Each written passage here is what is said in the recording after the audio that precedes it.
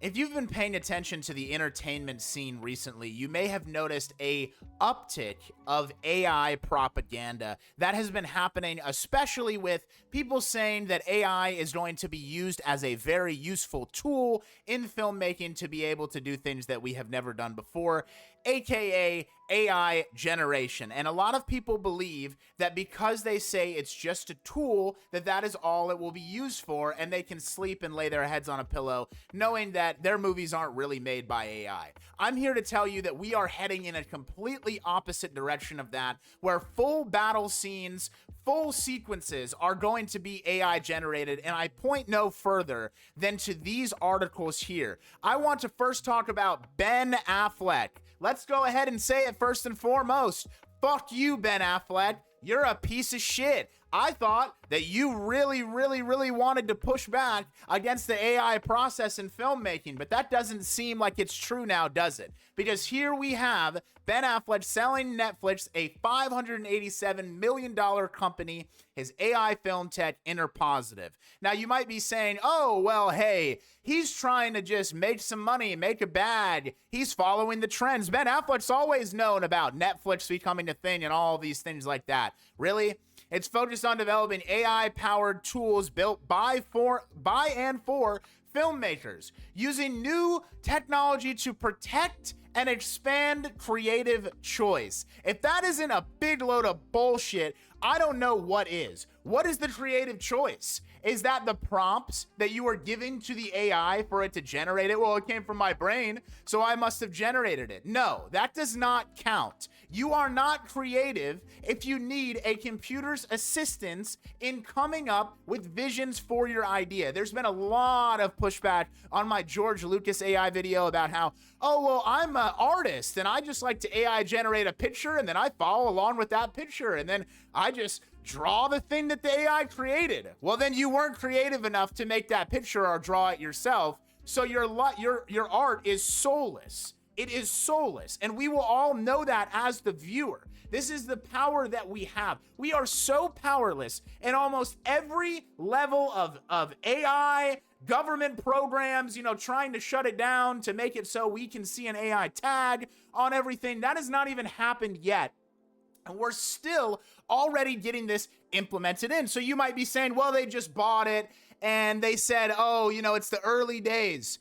We're broadly seeing that generative AI is starting to have an impact across hundreds of our productions. Yes, that is right. Over 300 Netflix titles use generative AI this year, and they are going to continue to use AI. I understand that a lot of people already hate Netflix originals, but this should be a bridge too far for anybody. If you find out that your movie or show that you are watching has generative AI in it, you should be absolutely boycotting it till the day you die, unless you want the world to turn into something where even art, creative expression, is taken away by a fucking computer. Guys, Skynet is here. We've got a bunch of Skynets all trying to take each other out. 300. They told shareholders that it's going to expand across every level of a program's production process. Yes,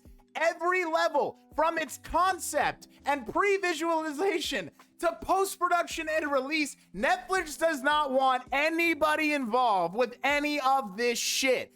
Fuck them, and fuck Ben Affleck. I know that everyone's gonna say, well, he just wanted to chase his bag. They were gonna do it anyways. I don't give a shit. Fuck both of them. I already thought that Ben Affleck was going on a downward spiral after his last Joe Rogan performance, where he wouldn't shut his fucking mouth and let his smarter, more talented friend Matt Damon talk a little bit. For the love of God. Now it says that a pre-release, the company, blah, blah, blah, whatever, okay? And now this is all coming off the back of Disney cutting hundreds of jobs. The majority of the layoff in the studio side are within Pixar, and the majority of impacts in the TV group are at National Geographic. What do you think is going to happen with these people? What do you think is actually going to happen? Are they going to be replaced with cheaper workers? Maybe. But are they probably going to be replaced with AI? Yes. And now this has been trying to be spun as, oh, well, Hoppers was a huge miss. Hoppers was a big cash grab, or I don't know what the word is. It was a bad return on investment for them because they only made $300 million from it. Boo-hoo, wipe your fucking tears. So they want to say, well, because of that, that's the reason why we're cutting a bunch of these workers. Are you fucking serious? Do you really think it's because of one underperforming movie that had a pretty shitty concept about beavers with a really weird animation style? No, okay? It means because they want to replace these people with AI. You might not think that it's coming for you. You might not think because you work in a job that can't be automated away. You might not think that some parts of your job will become automated away, and that will lower your pay because you're not doing as much. The computer can do things for you. Even if you do not believe any of those things to be true, you should want people to be making your movies and shows. They are getting direction from the AI. Did you hear what I said? They said concept, the pre-production, the visualization, the post-production. At a certain point, who is going to really be involved with these movies besides the people that are making the most money off of them? And it will not just start with Netflix. If people support it, then people will keep doing it. AI has no place in art. I have said it before. I will say it again. If you are not as experienced, as talented, or as creative to make something, you do not get to make it. It's one of the beautiful things about life. You cannot fake it till you make it with incredible art because everyone knows what's good and what's bad.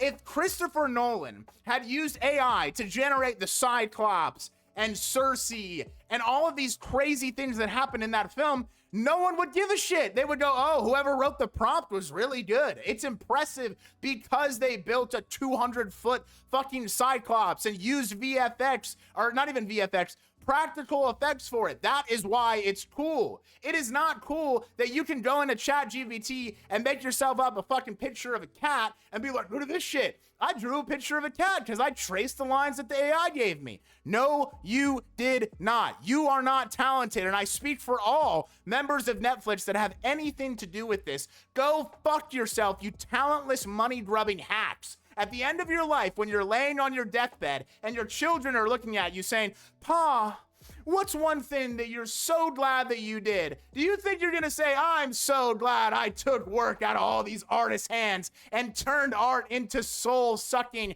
absolute dog shit? Is that what you're gonna say? No. You're gonna say, well, at least I provided a good life for my family. At least I gave them all money. Oh, we're so happy for you. You gave them all money. No one gives a fuck. Some little grandson is gonna piss away that fortune in fucking 70 years anyways, and your life will be worthless and meaningless. The people that give a shit about art, that leave amazing things behind, that is what they are remembered for. The day that Scorsese dies, do you think anybody is gonna say anything about him not leaving behind a legacy? Do you think they're gonna say anything besides everything about the legacy that he made? All of the great films that he created. He went to the places, he built the sets, he got the actors, he had them say the lines. I mean, guys, is it that fucking difficult? You know how much pushback I got on my George Lucas video because I said that he's a fucking washed up hack because he still loves this AI shit? People genuinely believe that it's okay. You people are smoking crack, and I honestly think it's because you're not talented. Do I think that I'm incredibly talented? No. Do I even think that I'm talented at all? No, I don't. But I'm not gonna sit here and lie and say, oh my God, AI generated a script and a post-production and a visual and all this stuff, but it was really from my brain. I'm really so smart. No, go and fuck yourself. Also, we pulled up a Variety article. I wanna give a little bit of a teaser for my next video. This is the Odyssey. This is Variety. They are ranking actors of the Odyssey. I'm gonna do this too. Let's just take a little look. Cersei did amazing, not number one. Robert Pattinson did amazing. I don't think he's number one. Matt Damon at number 3. Are we smoking crack? He led the entire film. Anne Hathaway is Penelope. Anne Hathaway was good, but she was not blow me away at 4. Elliot Page, I think Elliot Page should be 2 or 3. What are we talking about? Yeah, Amicius, John Leguizamo, I don't even know, smoking crack. At 6, he should be at least in the top 5. Zendaya barely says 2 words, only has facial expressions, literally could have been anybody else. They put her at 8, or at 7. Let's go all the way. We're going to go all the way to these people that were really not even great, not even in it for a while. And then they put Tom Holland at 17, the very last. Variety, you're a fucking joke. Even though I just used you for my first article. Was that Yahoo Finance or Variety? This is Variety that we used for this article. Even though I just used you, you are fucking trash, and you should not be ranking actors on their performance. It's trashy, it's scummy. Leave that shit to, people like us. You are a respected news source. No one gives a fuck about your dog shit opinion that you took from a bunch of Twitter comments that you probably put into an AI blender. Fuck everything, man. I'm telling you, this AI shit is seeping its way into the favorite things that we have in our life after you come home after a long day at a shitty job and your favorite show just got a new season, or your favorite movie just got put on streaming, or you get to sit down and experience a movie for the very first time. Those things are going to be taken away, and soulless machine-driven bullshit that will hyper pump out 100 projects a fucking month, and you'll just have to be okay with it unless you stop promoting this shit, or not promoting this shit, supporting this shit. Okay? And we have to talk about it. We have to let them know that it is not okay. And that's it.